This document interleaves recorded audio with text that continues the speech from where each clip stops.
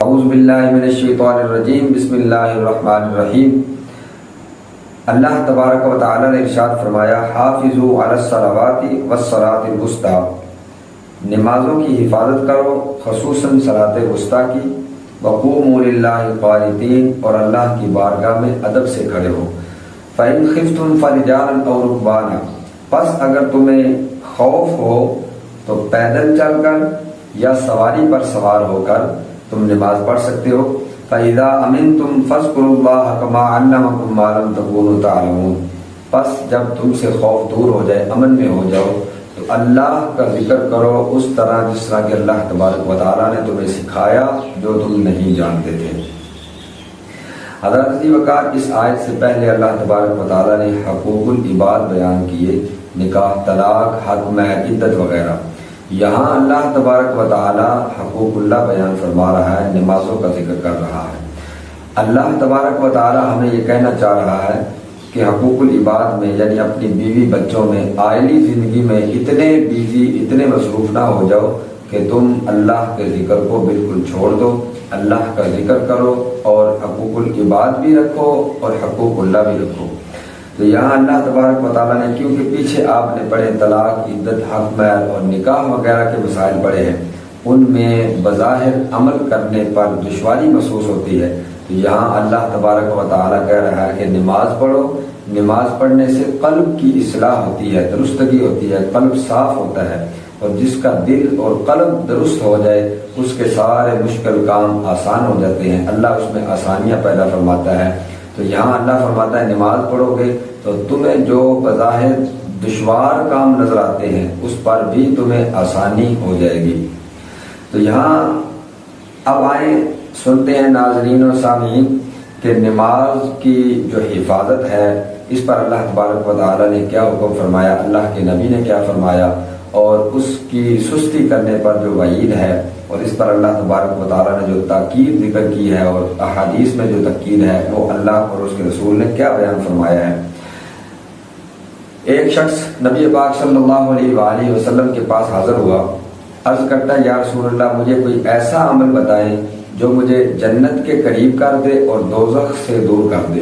تو نبی پاک صلی اللہ علیہ وآلہ وسلم نے ارشاد فرمایا کہ تم اللہ کی عبادت کرو اور اس کے ساتھ کسی کو شریک نہ ٹھہراؤ، نماز پڑھو اور روزہ رکھو اور رشتہ داروں کے ساتھ اچھا سلوک کرو۔ جب وہ شخص چلا جاتا ہے تو اللہ کے نبی صحابہ کرام کو فرماتے ہیں کہ اس نے اس چیز پر اگر عمل کر لیا جو میں نے اسے بتایا ہے تو یہ جنت میں داخل ہو جائے گا۔ حضور نبی کریم صلی اللہ علیہ وآلہ وسلم کا ارشاد گرامی ہے کہ جس نے تین چیزوں کی حفاظت کی وہ اللہ کا ولی ہے، اور جس نے تین چیزوں کی حفاظت نہیں کی وہ اللہ کا دشمن ہے۔ وہ تین چیزیں کیا ہیں؟ نماز، روزہ اور جنابت۔ نماز کی پابندی کرے، فرض روزوں کی پابندی کرے، اور جنابت کا خیال رکھے، یعنی اس پر کسی حوالے سے غسل فرض ہو جائے تو وہ زیادہ دیر جنبی نہ رہے، بغیر شرعی عذر کے وہ فوراً غسل کر لے۔ ایک حدیث پاک میں حضور نبی کریم صلی اللہ علیہ وآلہ وسلم نے ارشاد فرمایا جس نے نماز اپنے صحیح وقت میں پڑھی اور اس نے مکمل وضو کیا اور نماز کا قیام اور خشوع، رکوع اور سجود اس نے اس کی صحیح حفاظت کی تو وہ نماز اس کے لیے سفید اور روشن ہوگی، اور وہ اسے کہے گی کہ جس طرح تو نے میری حفاظت کی اللہ تبارک و تعالیٰ تمہاری حفاظت فرمائے۔ لیکن جس نے نماز اپنے وقت میں نہ پڑھی، وقت گزار کے پڑھی، اور اس نے وضو بھی مکمل صحیح طریقے سے نہ کیا، اور نماز کا قیام، خشوع، رکوع اور سجود بھی اس نے اچھے طریقے سے نہیں کیے، تو وہ نماز اس کے لیے اندھیرا ہوگا اور اس کے لیے سیاہ ہوگی۔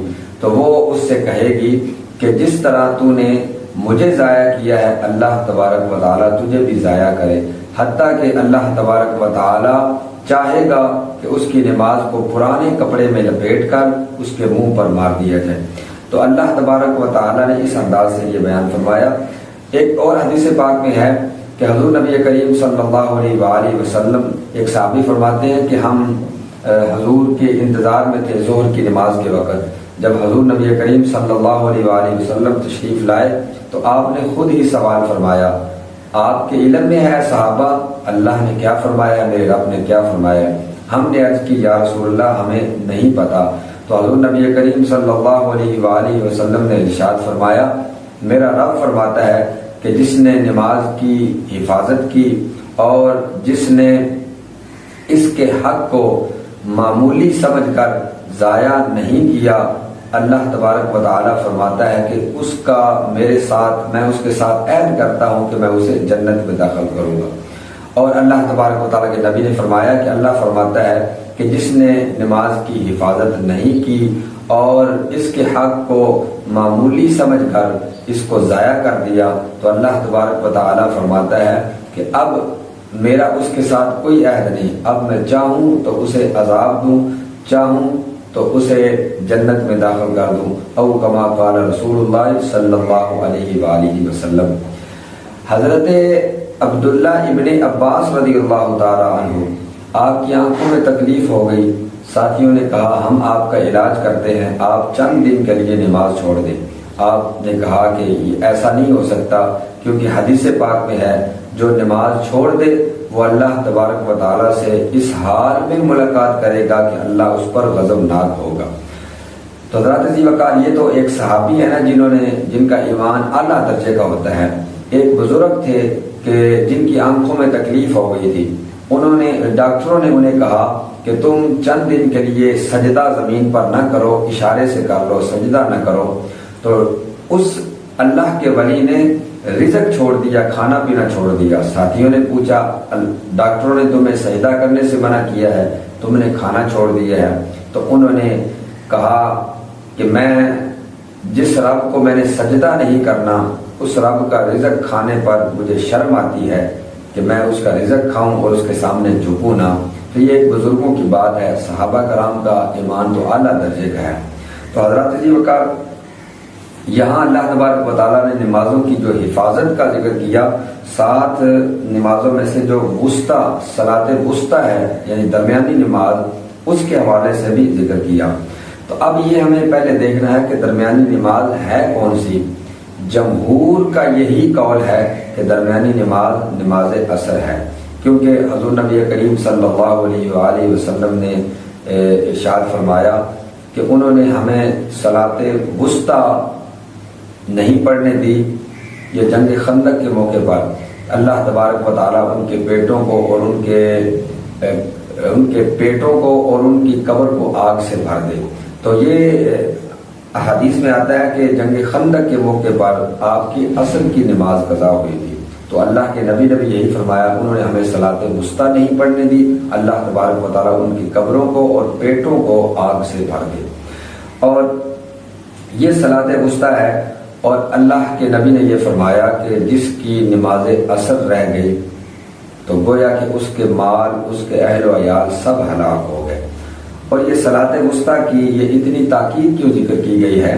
اس وجہ سے کہ دن کے جو فرشتے ہیں اور رات کے جو فرشتے ہیں وہ بیک وقت جمع ہوتے ہیں۔ ابھی دن کے فرشتے نہیں جاتے، رات کے فرشتے آ جاتے ہیں، جب وہ رات کے فرشتے آتے ہیں پھر دن کے فرشتے جاتے ہیں۔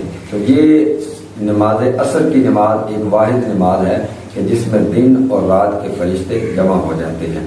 اور دوسری بات یہ ہے کہ انسان دن میں کیونکہ اپنے کام کاج اور کاروبار میں مصروف ہوتا ہے، کھیل کود میں مصروف ہوتا ہے، تو اللہ کے نبی نے اور اللہ نے یہ فرمایا کہ نماز عصر کی پابندی کرو، یہ نہ ہو کہ اپنی مصروفیت میں نماز عصر چھوڑ دو۔ تو اس وجہ سے بھی اس کی تاکید ذکر کی گئی ہے۔ اور مزید یہ کہ جب قبر میں انسان چلا جاتا ہے تو منکر اور نکیر وہ قبر میں جب سوال کرتے ہیں مردے کو، میت کو اٹھا کر وہ اٹھ بیٹھتی ہے، تو اس وقت وہ اس کو محسوس ہوتا ہے کہ سورج ڈوب رہا ہے، اس کی عصر کی نماز قضا ہو گئی ہے۔ تو اب وہ جو مومن ہوتا ہے، جو دنیا میں نماز کی پابندی کرتا رہا، وہ اس وقت کہے گا کہ مجھے ٹھہرو، عصر کی نماز قضا ہو رہی ہے، عصر کی نماز مجھے پڑھنے دو۔ تو جس نے دنیا میں رہ کر نمازوں کی پابندی کی، بالخصوص عصر کی نماز کی پابندی کی، قبر میں بھی اس کے سوالات کے جواب میں اس کے لیے آسانی ہوگی، معاملات میں بھی آسانی ہوگی۔ اس وجہ سے ایک تو اس سے مراد صلاۃ عصر ہے، اور دوسرا یہ کہ اس کی تاکید کس وجہ سے ذکر کی گئی ہے۔ حضرت ذی وقار یہ جو آیت کا شان نزول ہے، اس کا شان نزول یہ ہے کہ ایک قوم نے مکان بنانے میں اور مکان کو آراستہ کرنے میں اپنی زندگی کو لگا دیا، نمازوں کو چھوڑ دیا، مسجد ویران ہو گئی، تو اللہ تبارک و تعالیٰ نے اس آیت کو نازل فرمایا۔ اور آگے آیت کا ایک حصہ ہے وَقُومُوا لِلَّهِ قَانِتِينَ، اللہ فرما رہا ہے اللہ کی بارگاہ میں ادب کے ساتھ کھڑے ہو۔ تو اس حصے کا جو شان نزول ہے وہ یہ ہے کہ صحابہ کرام، ایک صحابی کہتے ہیں کہ ہم پہلے حضور علیہ السلام کے عہد میں ہم نماز میں باتیں کر لیا کرتے تھے۔ ہم میں سے ایک شخص نماز میں کھڑا ہوتا، وہ دوسرا جو شخص نماز میں اس کے ساتھ کھڑا ہوتا، اس کے ساتھ وہ بات کر لیتا تھا۔ تو اس وقت یہ ممانعت اللہ تبارک و تعالیٰ نے یہ کہا کہ نماز میں باتیں نہیں کرنی، بلکہ اللہ تبارک و تعالیٰ کے سامنے ادب سے کھڑے ہو جاؤ۔ تو اس وقت جب یہ ممانعت آ گئی تو باتیں کرنا بند ہو گیا، اللہ کے نبی نے بھی ہمیں سختی سے منع فرما دیا۔ تو آگے اللہ تبارک و تعالیٰ نے جو فرمایا اگر تمہیں خوف ہو تو پیدل چل کر یا سواری پہ سوار ہو کر تم نماز پڑھ سکتے ہو۔ یہاں خوف سے مراد عام خوف مراد نہیں، حضرت ابی بکر کئی ایسے خوف ہیں صحابہ کرام کے دور میں بھی، کئی ایسے جنگی ہوئی، مشکل سے مشکل وقت میں انتہائی زیادہ خوف میں بھی اللہ تبارک و تعالیٰ کے نبی نے اپنے صحابہ کو نماز پڑھنے کا حکم دیا۔